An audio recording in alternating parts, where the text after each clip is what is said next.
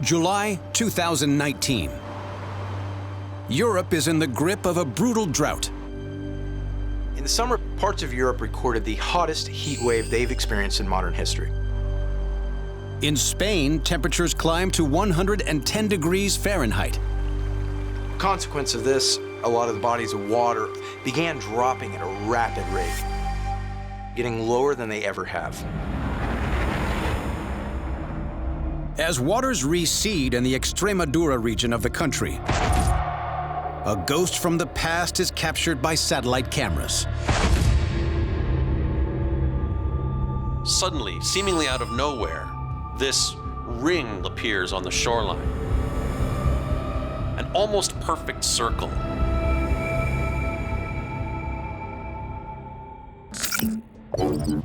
The ring-shaped mound is around 120 feet wide. It would have taken a significant amount of effort to build something like this, so it must have some important significance. The waters here form part of a reservoir system. David Kruger looks at its history for clues. This was formed as a result of a dam project by the infamous General Francisco Franco. Fascist dictator Franco rules Spain from 1939 to 1975. He's kind of Spain's answer to Adolf Hitler. He's a really brutal leader who ruled with an iron fist for decades over Spain. Franco's reign is characterized by violent oppression of the Spanish people. I wonder if this formation is something that General Franco actually wanted to cover up by flooding the area. Franco's attempt to seize power causes the Spanish Civil War of 1936 to 1939. With support from Hitler and Mussolini, his nationalist rebels defeat the Republicans in a conflict that claims around 200,000 lives. The Spanish Civil War is particularly brutal because now you're incorporating modern bombers and tanks into combat, killing thousands of soldiers, but also killing thousands of civilians. Following his victory, Franco embarks on a campaign of violence and terror on those who oppose his fascist ideals. Anybody's an enemy of the state, you name it. Liberals, communists, Christians, well, they're all targeted.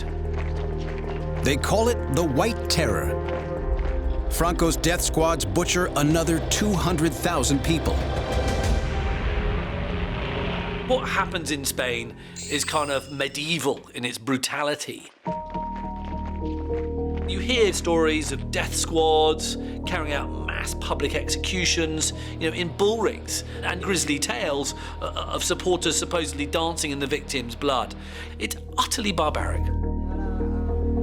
Around 140,000 of Franco's victims have never been found, buried in secret mass graves around the country.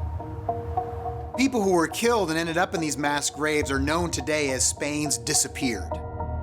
Is it possible that what we see here is an example of a mass grave site that Franco covered up underneath the waters? Yet for Clint Janulis, further aerial images of the structure suggest it has a much older origin. I believe it predates any industrial technologies. You've got these stones that have been carved and emplaced vertically in a formation that looks like Neolithic sites we see across the UK and Europe. The Neolithic, also called the New Stone Age, begins around 12,000 years ago. It sees mankind evolving from being hunter-gatherers to farming the land and forming larger tribes.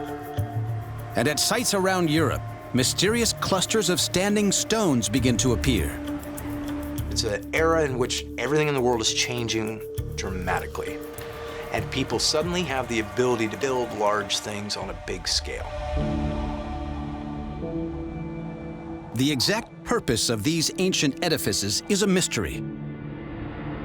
Yet Janulis thinks one section of the Spanish structure could offer a clue. The interesting aspect for me is the entryway. This is a classic shape that we see in sites made of stone from the Neolithic and the early Bronze Age. Janulis calculates that the entryway is precisely aligned to the rising sun during the summer solstice. What that means is, on the summer solstice, the first light of day would have come through there and lit up the entire inside. And that makes it a possible ritualistic or ceremonial site. Archaeologists think that the structure once had a roof, creating a prehistoric edifice called a dolmen. Dolmens are ritual structures that are related to death. We have to remember that with the earth on top of it, this would have been a very dark entryway into the underworld, into a sacred space for communing with the ancestors. Archaeological records offer grim clues as to how the ancient peoples at this site communed with their ancestors. When your relative dies, you might engage in cannibalism. This is the idea that you are eating a piece of your ancestor, that you are literally taking a piece of them and incorporating it into your body. Tests reveal that this ritual death chamber dates back around 5,000 years ago, when pagans worshipped at Stonehenge and pharaohs were being interred in the Great Pyramids. But before archaeologists can investigate further, the waters rise and its ancient secrets are reclaimed once more.